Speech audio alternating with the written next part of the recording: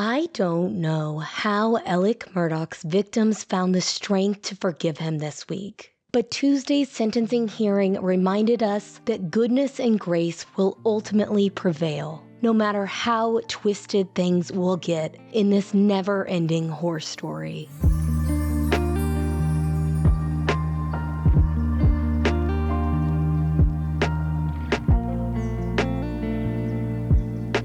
When it comes to the world of Alec Murdaugh, we not only live in the land of no consequences, we live in the land of no coincidences. That means when something seems suspicious, it more often than not is suspicious. We've been right more times than we've wanted to be when we've suspected that there's good old boy nonsense afoot. With that in mind, let's talk about the arrest of Colleton County Clerk of Court Becky Hill's son. Last week, 2 days before Thanksgiving, Jeffrey Colton Hill was arrested on a single charge of felony wiretapping, which is an unusual charge in South Carolina. When I say unusual, I mean this. A statewide search of our public index system, meaning of all the non-expunged charges people have faced or are facing. We only saw this charge 8 times, and in almost every case, the charge was dropped. Additionally, no other person charged was given a bond of $20,000 like Colt was. They were given bonds that were much less than that. We introduced you to this strange case of Emmanuel Buckner in episode 73 of Murdaugh Murders podcast.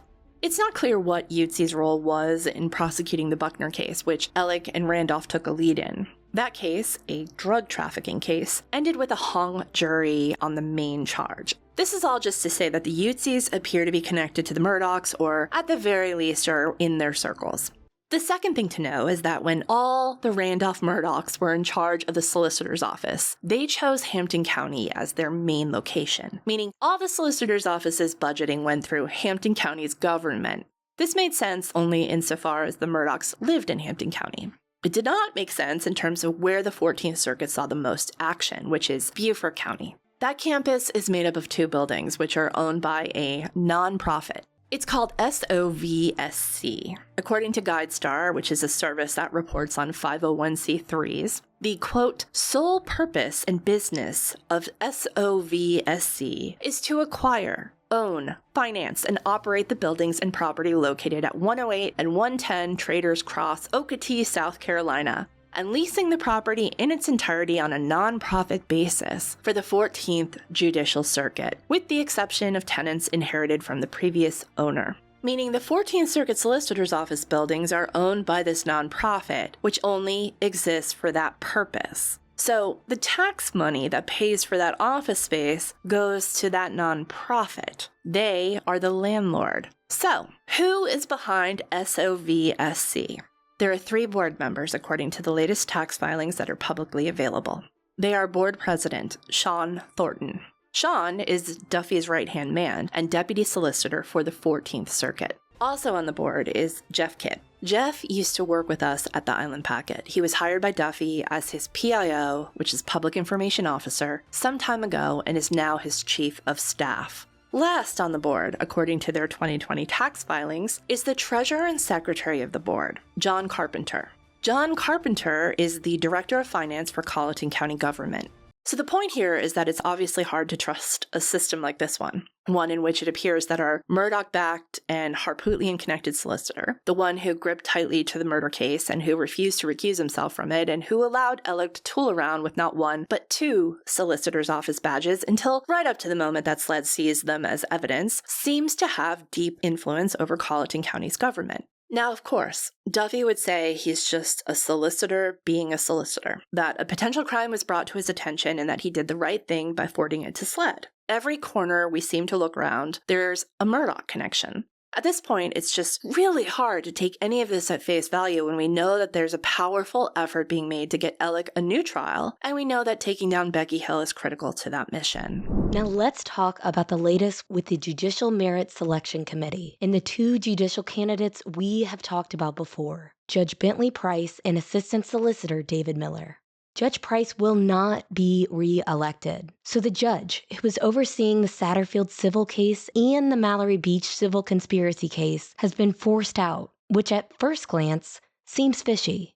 The bigger news here, and the news that they probably want us to forget about, is that David Miller was nominated. You know, the guy who not only cut a secretive sweetheart of a deal for thrice-accused rapist Bowen Turner's lawyer-legislator-attorney Brad Hutto, which backfired in their faces, but who, surprise, surprise, was also behind another messy and suspicious and basically secretive deal with lawyer-legislator Todd Rutherford, he of Gerard Price fame. I believe the decision on David Miller was made before Dallas's father entered the room, and they were all just too cowardly to admit it.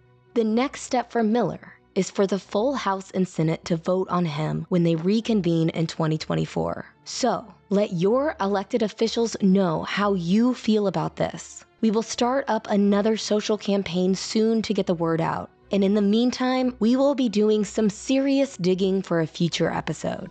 The Attorney General's office was, according to numerous sources, pressured into reaching a deal with Alec on his financial charges.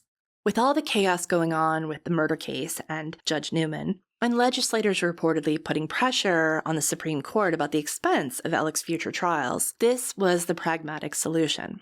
Dick and Jim reportedly wanted 15 years for Alec, but the AG's office wouldn't budge on their offer of 27 years. Obviously, the two of us feel differently, only insofar as we don't believe for 1 second that Alec's plan isn't to get a new trial, get a jury to declare him innocent, and then whittle his sentence in the financial case down to an early release.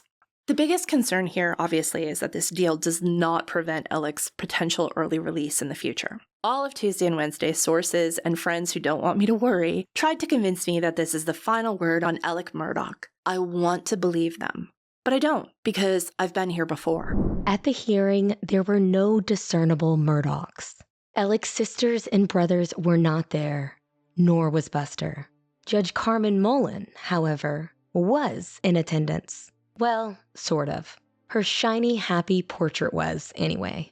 There she was, hanging from the wall of her courtroom, watching her boy Alec accept his award for being an exhausting Class A narcissist. Here in the Low Country, the courts still idolize her as a symbol for justice and truth. Those in charge simply want us to forget those silly things we found out about Mullen, because this is the land of no consequences for people like Carmen Mullen. And apparently, what they're telling us is that more lives have to be destroyed before anything will be done. The courtroom was packed with the victims, their families, and their attorneys, and members of SLED, as well as a few people from the public who were there for fun. As for our least favorite so-called victims, PMPED and Palmetto State Bank, they were there too. Danny was the only member of PMPED there, which is something Alec sure did notice and point out during his little crimey speech. Alec pleaded guilty to 22 representative charges. Basically, it works out to about 1 charge per victim. Okay, so going into Tuesday's hearing, we were fully expecting Dick to object to Eric Bland talking. We just didn't think it would be before Eric had even spoken. Guess what, guys? Dick is a listener. Hi, Dick. Here he is asking Judge Newman to protect him from Eric's cup of honesty. We're going to hear from the victims, and I'm told this morning some of the lawyers. My concern is that the Victims' Bill of Rights guarantees the victims the ability to make a presentation. I have no problem with that whatsoever. There's going to be, I'm sure, extensive comments by them. But I'm concerned from what I read in social media about some of the lawyers making comments today. Some of them are they're going to express anger against me and Mr. Griffin and Mr. Murdaugh. Some of them are nakedly using this as an infomercial to sell coffee cups or T-shirts or bobbleheads in an effort to maximize their economic return on this process. I would ask the court either to have the victims speak or the attorneys, but not both. And if the attorneys do speak, they address their comments to you and not to us. And their comments should exhibit the demeanor. When it was Eric's partner Ronnie Richter's turn to address the court, he took the opportunity to correct the record. Let's talk about the most powerful part of the hearing. For several hours, this hearing was an emotional roller coaster before Hurricane Alec rolled in and managed to outmonster himself again. The thing is, Alec's speech was intentionally confusing and cryptic. This man never stops scheming. He wanted to drown out the victims' voices with his chaos and leave the media wondering about what he said instead about what he actually did. There was so much hurt in that room. Think about those moments when you have felt betrayed by a friend. It is not just the act that they committed against you. It's that they thought so little of you to commit that act at all. The person you thought cared about you, a person you cared for, actually thinks that you are nothing. The victim statements started with our own Cup of Justice co-host, Eric Bland, who talked about this betrayal. Eric's statement was a thing of beauty, and he spared no punches.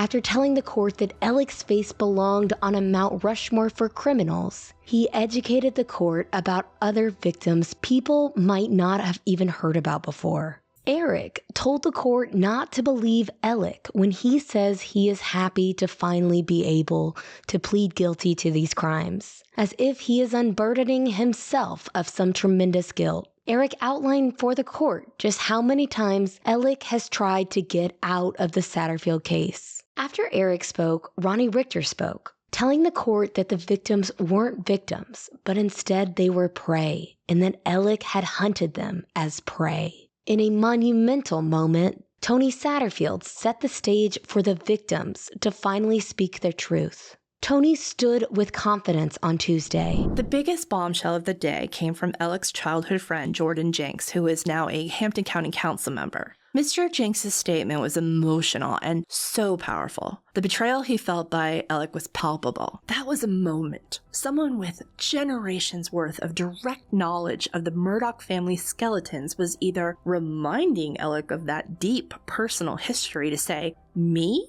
You did this to me?" Or he was reminding Alec that he had messed with the wrong person. Maybe he meant both. We'll talk next week about Alec's speech, but we want to point out a few things. One is that Alec was very receptive to Jordan Jenks' invitation to sit down eye to eye. Two is that Alec seemed to realize that all this forgiveness could maybe work in his favor in the future. And the last is that he went on for so long talking about himself and his family and seemed only to show what I would call vaguely true emotion during that time. I don't know how they have the grace in their hearts to forgive him, but they all did. After the hearing, I noticed two headlines, one from the Island Packet newspaper and one from the Associated Press, that specifically mentioned the victim's anger during the hearing. I pointed this out on Twitter because in today's media world, where so few people actually click on stories and even fewer people actually read the articles, headlines matter. Word choice really matters. It was unjust to use the word anger about the victims in the headlines. Not that anger is a bad word. The victims had every right to be angry, but anger did not dominate the conversation. The victims showed grace, forgiveness, and ultimately hope despite all of their pain. And they showed bravery in facing the man who did so much to their families. Not a single person knew this man. So what is with Dick and Jim? Why do they keep fighting for this man who has lied, cheated, stolen, and murdered? With that, we will see you next week for part 2 of Alec Murdaugh's sentencing. Stay tuned, stay pesky, and stay in the sunlight.